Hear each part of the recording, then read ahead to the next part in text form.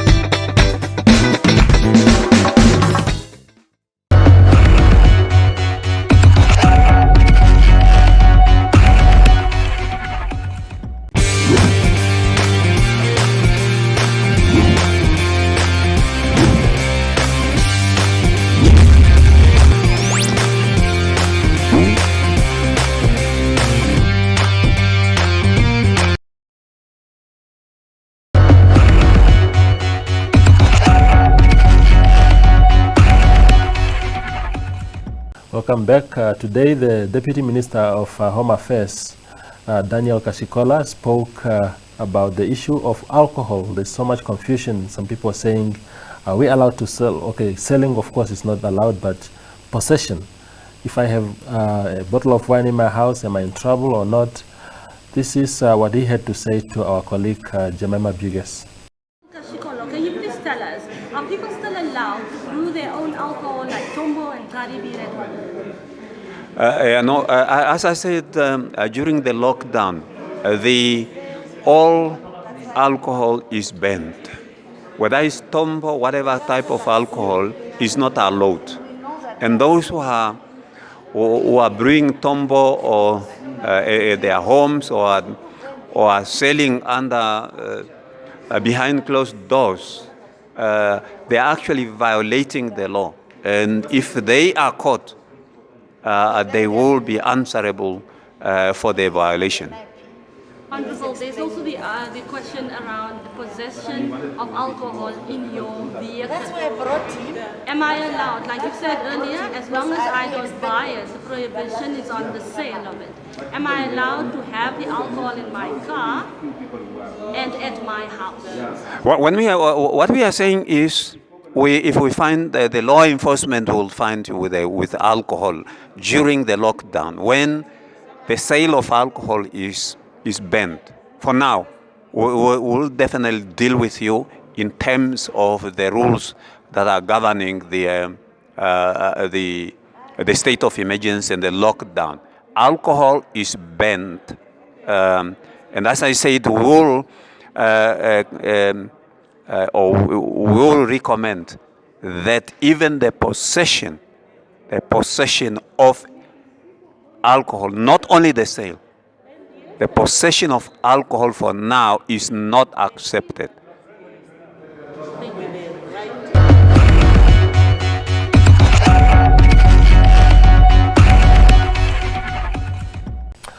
Also, our colleague Elizabeth Joseph was at the roadblock north of Okahanja, where long queues of vehicles and trucks were seen as people coming and leaving the Commerce region.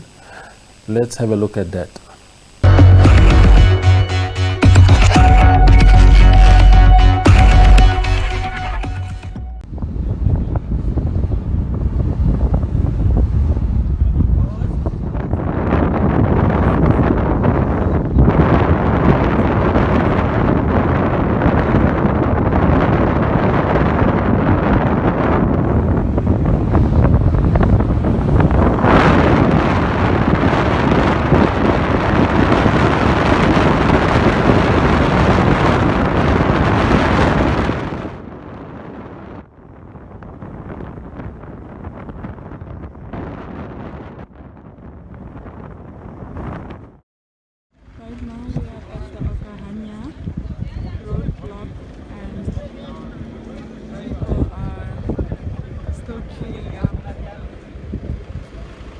trying to make it to screening in time. The officials have let us know that they take 10 cars per time, and as soon as you stop on the stop sign, you are screened, just like this, and then you may proceed. You have to fill out a certain form.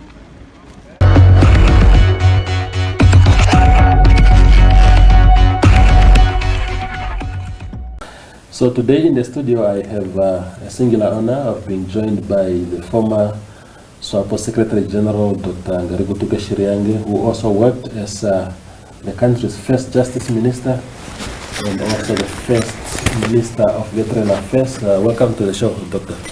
Thank you very much indeed. Yes. You left government in 2009, roundabout there.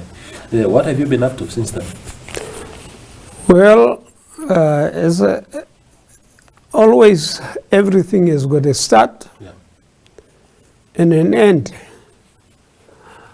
I have been in the government from the very beginning, and I think I had enough of it. And then from there, I left the government. So after I fulfilled whatever was expected of me, and mind you, when we came here, there was no government. Yes. We were the ones who put up this government. The government which was here is the one which was exploiting us, which colonized us. Our own government was put by us. So then I worked in it until that time that you are talking about. So, and from there, I left. I actually served the first minister, the first president, the second president. So, and by that time, the present president was the prime minister. Yes. All of us worked together. So, and we continue to be associating with each other. So, and when I left, I had already got my farm, and I was now cruising between the farm and back to Windhoek, doing whatever I think is very important for me. Sure. Indeed. In 2012, you came back as a special advisor to the Minister of Home Affairs. And, there's always this thing that, the special advisor positions were just created as a scheme for jobs for comrades. Do you think it was important? How important was that position to have? As a matter of fact, the current president, he is in the process of phasing out these positions. Was it a job for comrade? I disagree with the fact that it's a job for comrades. Yeah. Special advisors are actually chosen because of certain things that they can advise. Yeah.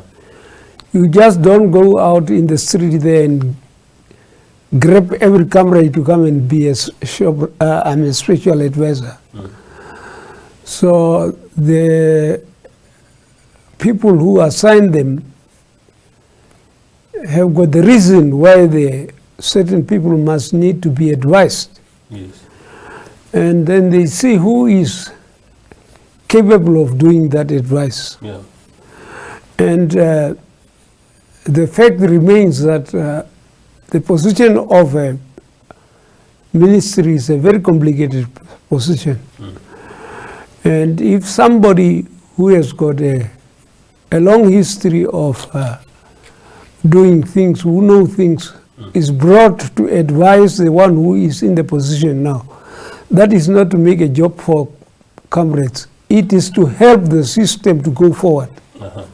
So it was not a question of Dr. Tjiriange has perhaps finished his pension and therefore we must help him again with a bit of income. No, It's because of my history that I have, Yeah. so that I will be able to advise the person on very important issues. Not only the issues of the government. Mind you, there are political issues that need to be advised also. Yes. As you see me here, you have just called me Ngarikutuke Tjiriange, which means, by all implications, I'm a Herero. But when I started my politics, I started in Opo, which was Ovambo People's Organization, although I was not in Ovambo. Yeah. So then I came to Swapo, which we created, in which I am until today. So from there, we went through actually during Swapo, we went through all sort of problems. And the person that I was advising came somewhere there in 70s. She found me there. So I knew so many things that she didn't know. I understand. So, and she was dealing with people. And I've been dealing with people all these years. So therefore, it was necessary to have somebody who knows people and who can calm down the situation. Indeed. So, and the president thought that I was the right person to come and help her to do whatever she wants to do. Indeed. So it's not because I was a comrade, because I was not really looking for a job or something like that, but because of what I know, I was able to advise her on things that are very essential to the people of this country. Indeed. What kind of advice were you giving the minister on the issue of Herero people in Botswana who actually want to come back? Not everybody they want to come back, but there's a great number of them that want to come back here. What kind of advice were you giving in that regard? Yeah, the Herero people who are in Botswana, they didn't go there because they went to hunt or maybe they wanted to go there. They went there because of genocide. Yes. They were subjected to elimination. So they went there and they couldn't come back before those who wanted to exterminate them, who were actually followed by another regime which was also colonizing us, to come back. But when these regimes are no more there, they started thinking that we shall now go back to our country because we are just here waiting for what has now happened. So, and there are many. So therefore, we have to find a way to bring them back. A way which is not going to be difficult for the government in which they are now, which definitely give them a good reception, and our own government which has just come in, so as to solve all these problems while we are saying thank you very much that you had our people here. Here also when they come here we shall know how to handle them. Indeed. So, and how they feel, what they do in order to make them not to think that they are just coming here to get everything free of charge.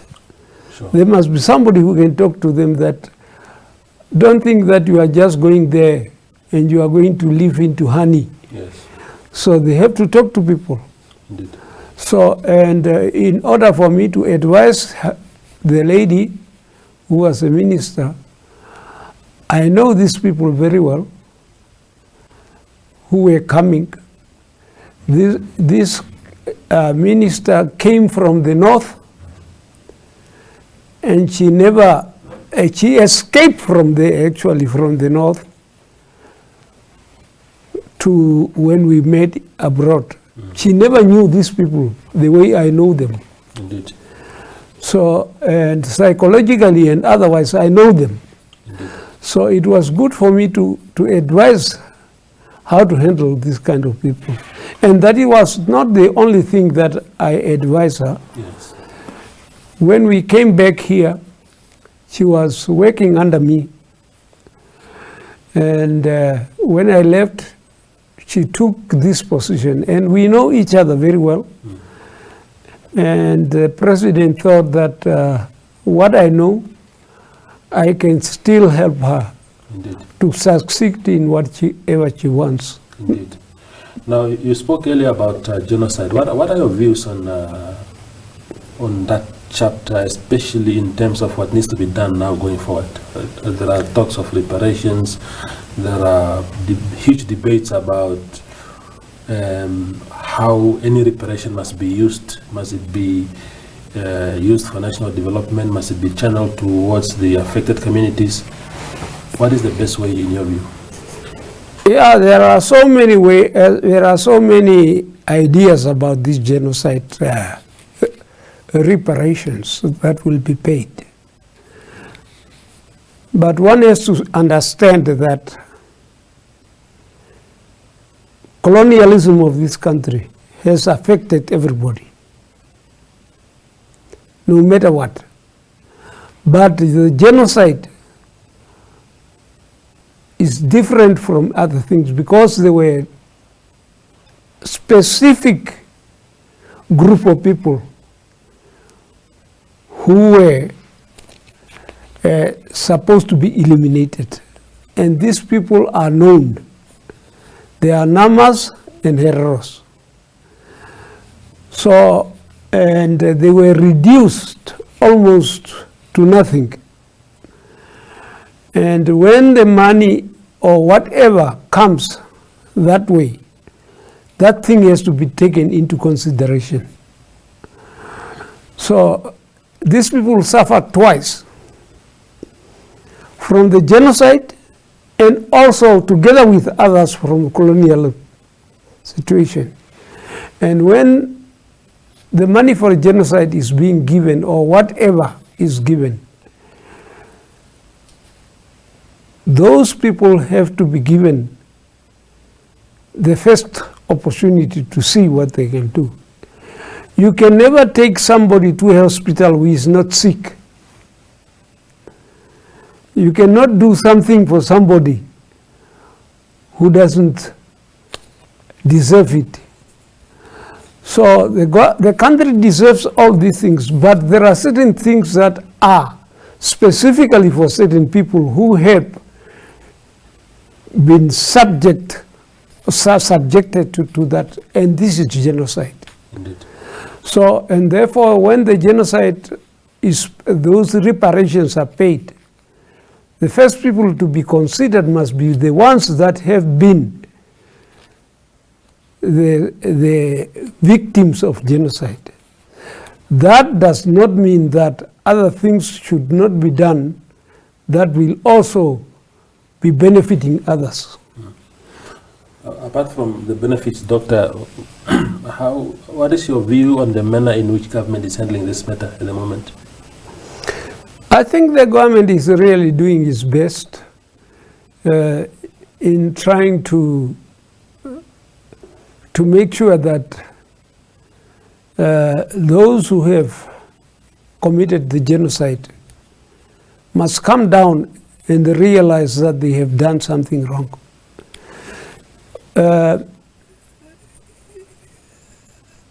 There is a situation that one can say maybe is tribalistic, or not tribalistic, but maybe because of the black color of the people. There were other genocides which Jews were killed. And maybe because Jews were white, they thought that they had to be paid. Now these black people, they don't want to accept that the black people have to be treated like what they treated the Jews. So there is something of this nature. Yeah. Why to recognize the other genocide victims and pay them and forget about this genocide, because the people who suffer from that genocide are not whites like themselves. So there is something there that those who committed the genocide, and this genocide was created by the same people. Yes. So why do they think that these people don't deserve what they give to the Jews? Indeed. Let's talk about your time in government and Swapo leadership position. So in 2002, President Uyoma nominated you for the position of Secretary General, which you eventually got elected into. That is a vote of confidence when your superior, when your principal nominates you and you get elected. But again, you were minister without portfolio. I don't know what minister without portfolio means. Is it a vote of no confidence? In fact, you served twice as minister without portfolio under both President Uyoma and President Mahamba. What was it like to be minister without portfolio? What did you do? What were you paid for? Yeah, there was no something like just trying to create positions that are irrelevant. I was a minister, then from there, when I became a Secretary General,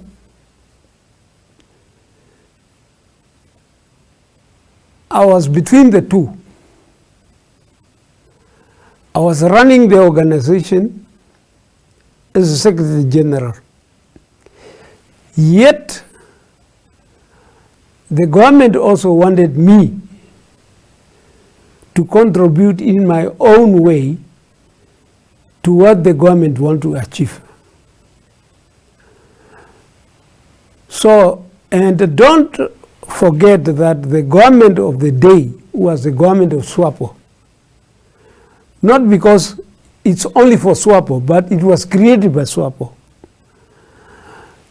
So I was working for the party as a Secretary General, but at the same time, I was being also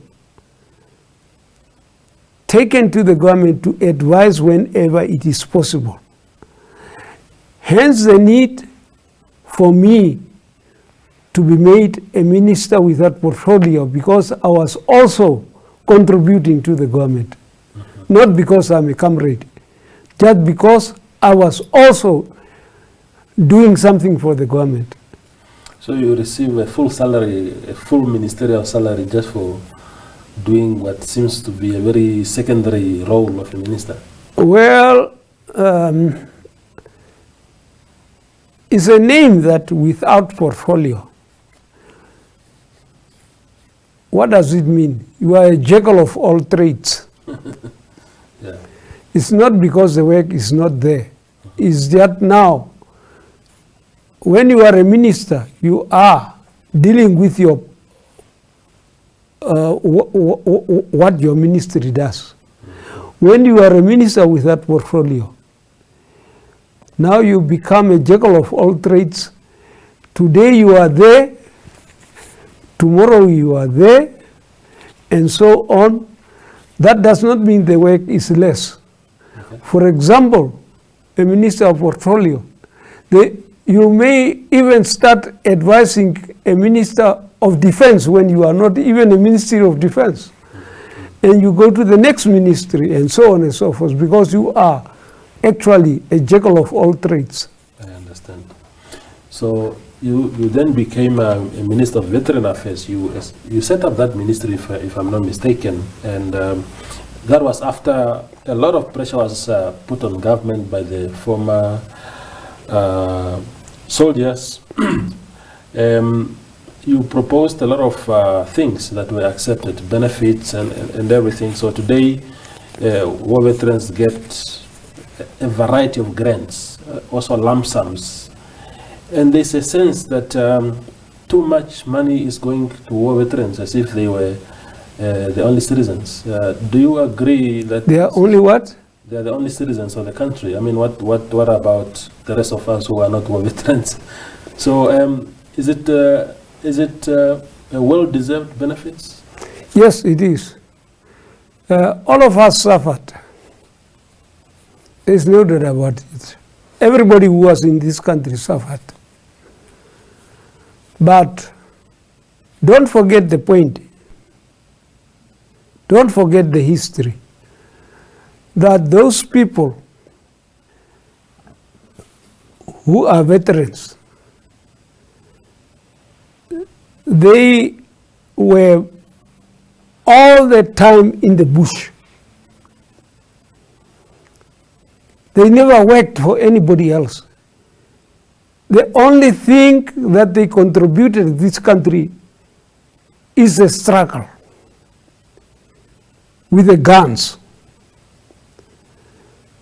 And they stayed for a long time fighting for the independence of this country.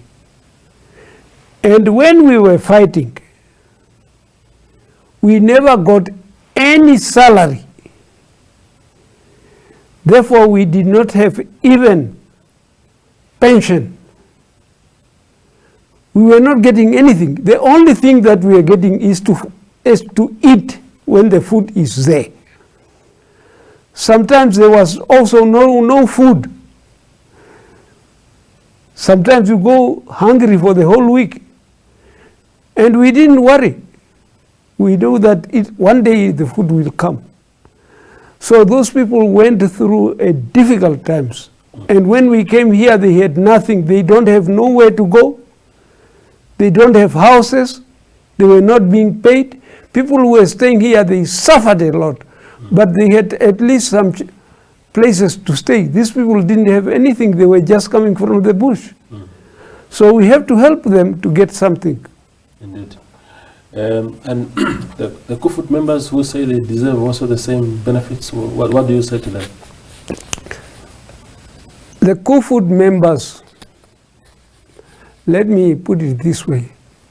Not everybody who was a Kufut member went there willingly. That we understand. Some of them were forced into that situation. Fine. But the fact is that they were in the army of the same people who were killing their own people. Whether they wanted it or not, they were there. And mind you, when we were fighting, these people, sometimes the Boers were getting into spares and protective cars. And these people were put in front to come and fight with us, face to face. And we were saying that, don't kill those people. When we see that they are there, we found a way to get out of the road and start dealing with the cars which are behind, because we know the Boers are behind there. So, but when we came here, these people were in that army, not free of charge, like when we were in PLAN, People Liberation Army of Namibia. So when they went out there, they were people, as much as what maybe they were getting less, they were getting something. We were getting nothing. So therefore, there was a necessity to make these people to get to the situation where the others were. So therefore we have to give them that kind of treatment. So we could not treat those people who were, although they were in that untenable situation, but they were at least getting something. But there are those who were getting completely nothing. And when they came here, some did not even know where their parents are. Indeed. So, and we have to help them to adjust to the situation. Indeed. And it was our responsibility to do that. Indeed. Since the need, and let me tell you why. This Ministry of Veterans Affairs was not started here. There were countries that got independence before us. Mozambique was one of them. Because of the untenable situation in which these people were finding themselves, Comrade Pohamba says that if there are ministries there or departments that are dealing with these people, yeah, why can't we have the same thing here in Namibia, where we have got also freedom fighters who have nothing? So then I was sent there by Pohamba and say, go and see how do those people handle their former fighters. I went there and came and reported as to what those organizations are doing for their former fighters. It was on the basis of that some of them have got ministries, some of them have got departments. So, and President said that, okay, let's have a ministry. So it's something that we get from, because other people were treated there who fought, we fought together there. They were being treated. Here they were not. So we have to find a way to do the same thing. Indeed. The last question, Doctor, is on ancestral land. In October 2018, you made a presentation at the land conference, at the second national land conference. I can't remember the details of your presentation, but what are your views on ancestral land? What is ancestral land in the first place, and how must it be handled? Yeah, ancestral land is a very complicated issue. One has to go a little bit back. This country is one. All of us suffered. There is nobody who didn't suffer in this country. There is no tribe. I don't like the word tribe, because the tribe is a word that the white people use for the black people. But it is used. So everybody here in this country suffered. But as we were suffering, people were having areas in which they are staying. There were those who were staying in the north. There were those who were staying in the south. There was who were staying in the middle of the country. So now, when the colonizers came here, they took certain land of the people, while not every land of this country was taken and made and turned into farms. Now the land that has been turned into farms belong to a specific group of people. Let's make an example, for example, of the north in this area, which is in the middle here, Omaheke, Cholonjupa, and so on. Most of the farms are here. And this was not an empty land. the land was taken from people who were staying here. The people in the north were subjected to contract labor to come and work here. But the Boers did not let them get away from the land that they were staying on. These people, instead of staying in the land where they were staying, they were put into places that are called reserves, that are very bad areas. Now, when we are talking about ancestral land, we are talking about the land from which these people were removed and taken to what we call reserves today. And the reserves are the areas that were not suitable for the whites. So now, when the people are saying we want to go back to the ancestral land, they are talking about the land from which they were removed. So this is what we are talking about. So you cannot come and say this is my ancestral land when you are not there. Yes. So there are people who are up to now still living on their ancestral land, like the ones in the north. So, but these ones who are here, they were taken and put into one basket called reserves. Yes. And today where the farms are was their ancestral land. I understand. So we are running out of time, Doctor, but give me a sense of how you feel this matter must be addressed. If because the current President Hage Geingob, always expresses his fear around creating Bantustans again. So how do you redress or address the issue of ancestral land without slipping back into Bantustans? I think the President is correct. Our law says that everybody has got the right to stay wherever he wants,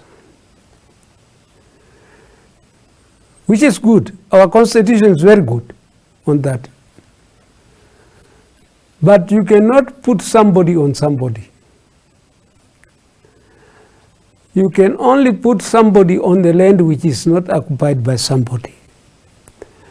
Now the people whom we found on their land, they are still on that land. You cannot put people on their land in which they are living. Yes. So therefore, when the people are claiming this thing of ancestral land, and when they want to say, they say that that land has been taken from us by foreign forces. Remove the foreign forces, and so that we can go back to our land. So now, a person who has got already a land on which he stayed, where his ancestors were living, and he wants now to leave that one or have that one and the other one, then he will have two, while this one doesn't have. This is where the problem is. These people don't say that just take because I happen to be here. He says that take because the graves of my fathers, my ancestors is on that land where you are. So that is why I'm calling it ancestral land. I want to go back from where you took me. But other people are still living on the area where they were being, even during colonialism, where they stayed until colonialists left. So this is where the problem is. It's not that anybody wants Bantustans or not. The graves that are there are known. Whose graves are there? And the person says that I want to go back there. And this is what we are calling about these things.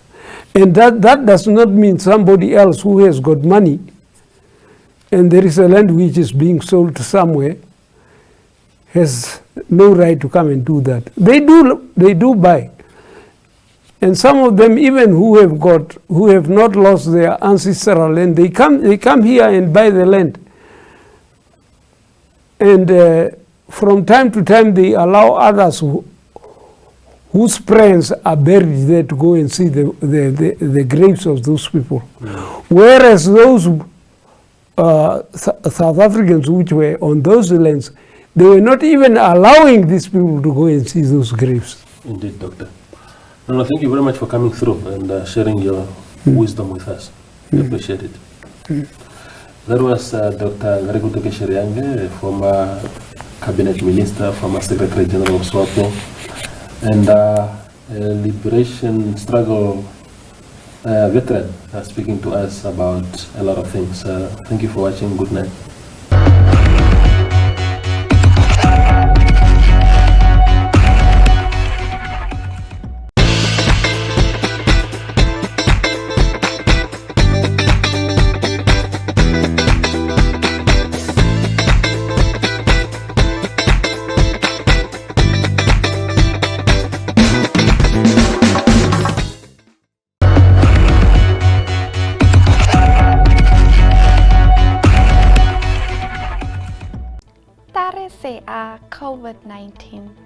COVID-19 oske sogu tin omgop tinarataka neske coronavirus harang aroma di uip teisa sorositami disingona teisan ab khatkapi tin omgop di komsip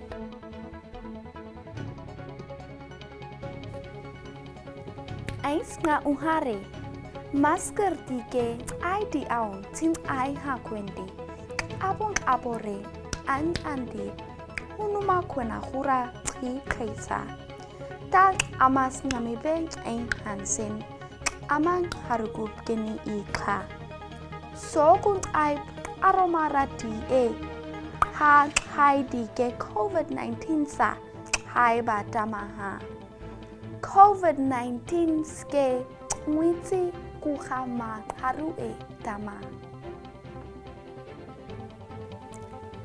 omka amkuse are wan ai a omka omku din anung anuhun tamaska iyo se tamika are tu kare se ha sahu to sen 2 meter musiba uhare ui tamaska iyo ratsi kwena hu moon tuis amngas tina tata cha omkuke kaise harakagukhen eira cha ma ting o na ra ukhen tines cha mudi tuis ti amngas nga u ma haru ekha sa amngasa amsti tuis tina unip tamaska iyo tishub nga wan ai hai sasen ui tamaska iyo titska o uhare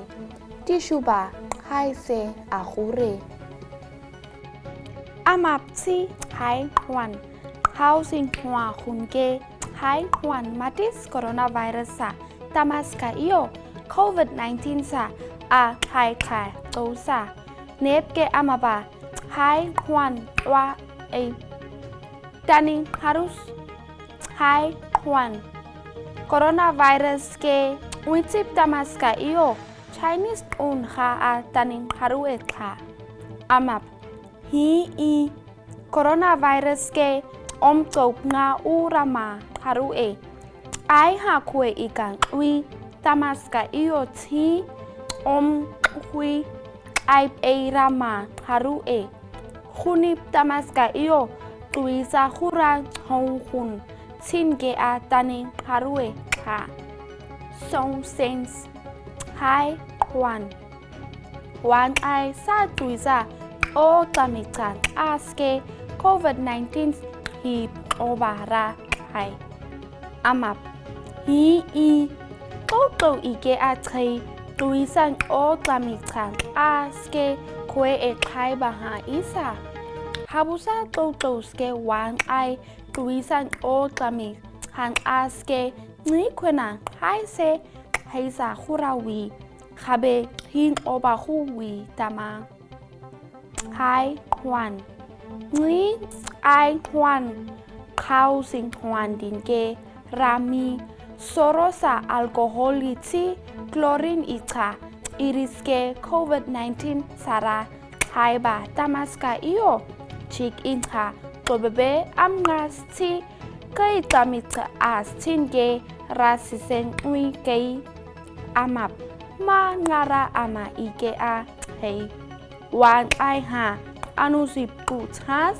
si wan ai omkan as kwenta tu arese ha house habe uisenske hi esa an oroka hai wan omku nga udatike coronavirus ham uitama ha amap hi I omku nga udatike sisen ui e uha tamaha COVID-19 sa hai wagu habe san omga wang ai a tin anu khuna sisen se iti tam itin han omgan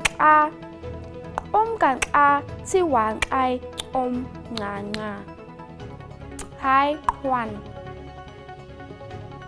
khai masip tamsa tam I au tiknofol en uns tamaska iyo tamsa tam inga asens haugu kwena hauba sen ha sege mei en a amap toto ike a tei COVID-19 ai au tinganup masip harata tata e kaisa wan ai sang omgan a ting ai sen ha kwena hu se ha ne to e sang omga e ha ta virus nga hai mudi amngas tikridi hu se uha hai wan ai sa esa song sa se uha ogat ka ha o amap hi I urukwen ke toto e uha tamaha ti COVID-19 ai ba ho nga e tamaha han esa hai ba ne ai ba uha tamaska iora hei ngui ha e kwendi ai kos nga maskers ke asisen ka ui tamatska iyo tis ai e ona senri wan ai omgan a ti kau ka era anusiba wa amre ai ko top ai kwan antibiotikan ka kai sotwan ke coronavirus a hai ha amap antibiotikan han hai sotwan ke virus kwagu sisen kha tamaha khabe bacterian kwagu tui nuin ke hi khasiba coronas kwa ai ho tamaha o sa sotwan ke COVID-19 hi khasib kwa hon ui etamaha khabe iga kai se tsaisa tama iyo ama era sotwan thuk tin si aspirin itin cha ai ko e kha